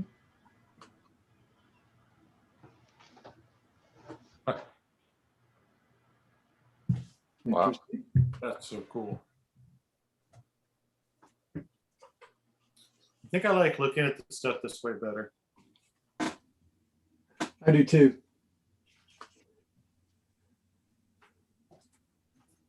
I love that one right there in the middle. Here or here? Below. Yeah. Nice. That's fun. This is a good drawing. Yeah, Very nice. really nice. Wow. Oh, cool. That's awesome. That, really, really nice.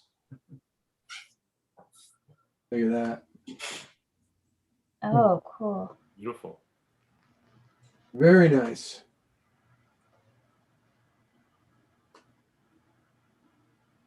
Oh, that's neat. Huh.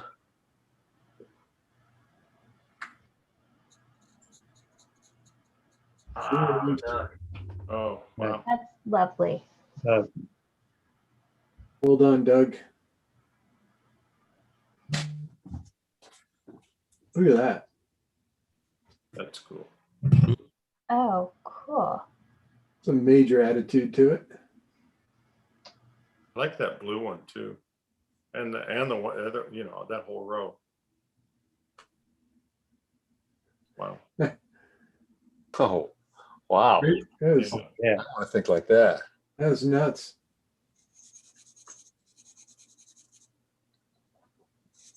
Ooh, Guess who? yeah. That's Always sweet. good. Always good. Who's that? Wow, that's really nice. Oh, I love that. I have to open this. That's That's Ah, fantastic. nice. Fantastic. Ooh, those are all nice too. that's nice. Beautiful. Wow. The one to the right of it looks like a Gauguin. There. Yeah, That's beautiful. that's cool. Very well done.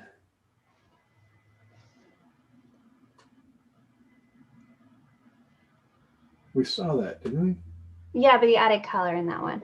I think we're to the end. I don't think so. Are we? Nice. Well, this has been a great night. Long as Timmy doesn't listen to it, we'll be good. He's not gonna let me back in, is he? No, Adam, I want to thank you for joining us tonight, and that you will always get an invitation. I promise. Yeah, come Oh, down. great. You fit in this crowd very well. Love listening to you talk, and thank you for joining and drawing in front of us. Normally I would not be part of any crowd that would have me as a member, but I like this one. This is a pretty messed up group. So Yeah. Who said we are going to have you as a We're member? like the island of misfit toys here. Yeah. Right. So I'm going to thank everybody: Gil and Cassandra, Bill, Dale, Adam, and excuse me, I'm getting my arrow just so I don't forget it. Montavo, Don. See if I think I got everybody. Timmy, who was here for a little while, and this was a very fun night. Thank you all for joining us. And we'll leave with Crow's piece up right there. Great piece, Crow. Good job. Everybody have a great night, and thank you. Thank you. Hi, guys. Thank you. Yes. Night, everybody. So yeah, next time around. Thanks, John. I'll be talking to you Thanks, soon. John. Gil, Okay. Yes, you and I indeed. we gotta get together next week. Yep, Tuesday, right? That'll work.